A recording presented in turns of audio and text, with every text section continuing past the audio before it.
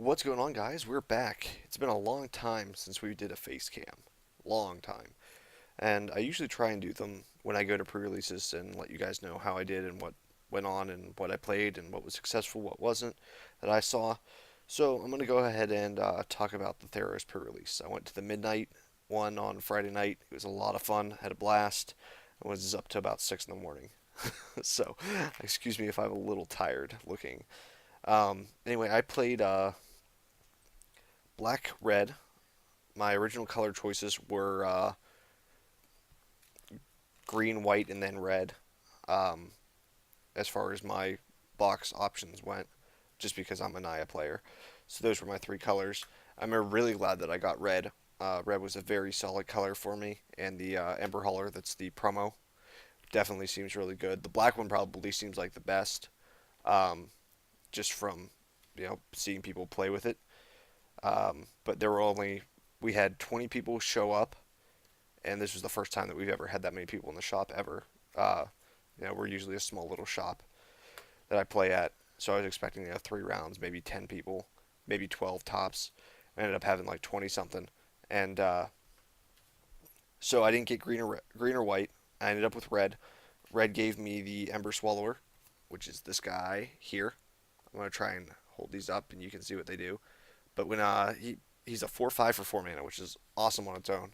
And he has Monstrosity for 7. He gets +3 counters, and when he becomes monstrous, each player sacks 3 lands. That sack 3 lands won me so many games I can't even explain. Um, so I was real happy with that.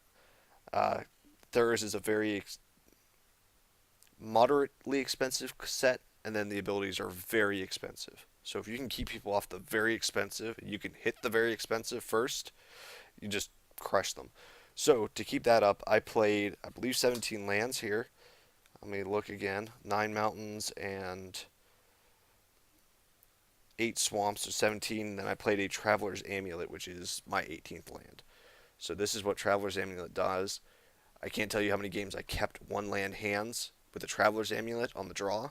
Just draw a card, not a land. Okay, cool. Sack Traveler's Amulet and then go. Um, so that was awesome. So let's go over my deck a little bit. It's really fun. It's really fun. There's one card missing from it because I traded last night to get towards a Horizon Canopy for my modern deck, so that happened. But anyway, so I've got Spark Jolt at 1, and Spark Jolt really doesn't have a very strong impact in the set. There are very few 1 toughness creatures at all. Um, there are very few 1 drops with 1 toughness creatures. There's a green little guy that has Death Touch, and he's about it. And Spark Jolt was good on him, but what Spark Jolt was really used for was the Agent of the Fates that I opened, and he has Death Touch. He's a 3/2 for 3 mana, and whenever I cast a spell that targets him, uh, each opponent sacks a creature. Awesome, because I just bestow something on him, they sack a creature, or I Spark Jolt him, they sack a creature, or I Titan Strength and he sacks a creature. Really good synergy with the deck. So as you can see so far, I've showed you 3 cards and 2 of them have Scry. I'm going to show you a third one that has Scry, Magma Jet, because Magma Jet is awesome. Magma Jet is amazing. Um, so Magma Jet was used, or all the Scry is used for these Flame Speaker Adepts. I got 2 of these guys that are amazing in the limited format. Whenever you scry, so if I scry 1 or I scry 2, they get +2/+0, gain first strike until end of turn.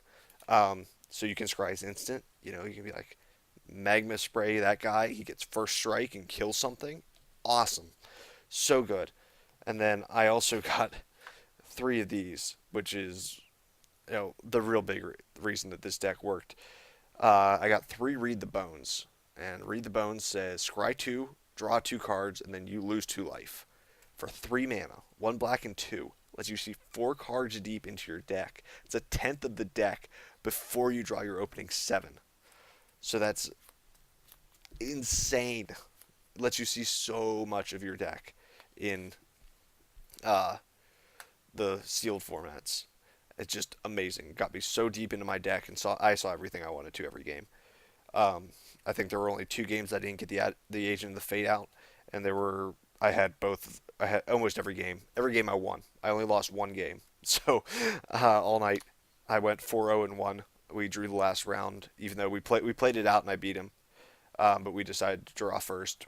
There was a discrepancy in the packs. It was like one pack difference if we split the prize, and so we were like, we'll play one game real fast to see who gets the extra pack. So we played a game. I beat him, and I get the extra pack. I opened it. They were all pretty good packs. I think I got my money's worth and then some of it. So let's get back to the deck, though. I've got this Bellow Raider. He was real solid. He did some good stuff for me. He has to attack every turn, which makes him a little iffy. But I found when you pair him with things like this Baleful Eidolon, I don't know. It gets him Death Touch and +1/+1 that he becomes a lot scarier and people don't want to block him. Not to mention the fact that you can regenerate him. And then you have Night Howler to bestow as well. This worked out very well for me. I was like, you stack a guy off Agent of Fates, and then I Night Howler him, and then you can't do anything. Um, and then I got. So there's the Agent of Fates. I got this Pharicus Curse. So when I had one of my bestow cards on my agent, it really allowed me to just be like, I can't kill your big dude that's out there. I got through Tidal Kraken like this. I had the Agent of the Fates with the Baleful Adalon on. So this guy's here. He's a 4/3, and I was tapped down from the Tide Hollow or Tide whatever Tide Crash or Kraken or whatever, the one that makes it so that you can't untap that card ever. And I got through it by targeting it with the Pharicus Curse, or hitting my own guy and forcing him to sack it, and then I could start to untap, and it was awesome. I mean, a lot of times I'm okay with targeting my own creature. That was the reason that the Spark Jolt was in there and the Magma Jet and whatnot. Um, I have a Disciple Fangs in here, just for removing that one late game threat. Um, I have a Minotaur Skullcleaver, which is amazing late game. Your opponent taps out all your other creatures and just swings at you, and then you get in for 4 damage and can kill them. That was another one that I won. Someone had tapped out trying to kill me. I got down to like 5 life and then swung back with him to end the game. So the card that I don't have in here is the Anger of the Gods. It's a red one.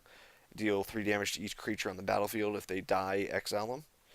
Um, it was only used in like very, very dire circumstances as a removal spell because almost all my other creatures have 3 toughness, which you'll see here in a moment. So that was absolutely a necessity, and Sister's dog is bothering me. Um, so I've got the Ember Swallower, who is awesome. 3 Borderland Minotaurs. These were the cards that were very underwhelming for me. I think I played 2 of them the entire night. And then other than that, I have a Wild Celebrants, just as a 5/3 for 5 mana. It did actually end up destroying a green bow for me, which was awesome. And then I have the Stone Shock Giant, which is another one. There's just late game enders. He ends up being in 8/7, and then they can't block him. So other than that, I didn't really open much. I ended up with my blue was pretty much unplayable. I had opened some good green stuff because I opened 2 of these Mistcutter Hydras, and people were really tending to play blue for some reason. I would highly advise against it. The blue I opened was not good, and Thassa's Bounty is what a lot of people were trying to run, and it's just 6 mana to draw 3 cards. Ugh. Ugh. If not at instant speed, then no. Um, there was someone I saw that opened up a whole bunch of the 1 mana blue enchantments that let you draw cards when it comes into play, and when an enchanted creature dies, you draw a card.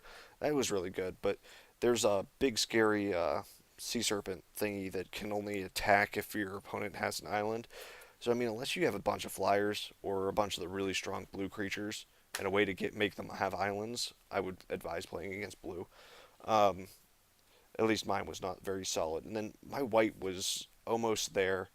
I ended up with uh, Gifts of Immortality and Heliod in like my first two packs, other than the promo pack, and I was like, I really, really, really want to try and run white, but it just I didn't have the flying to do it. I didn't have the humans to do it.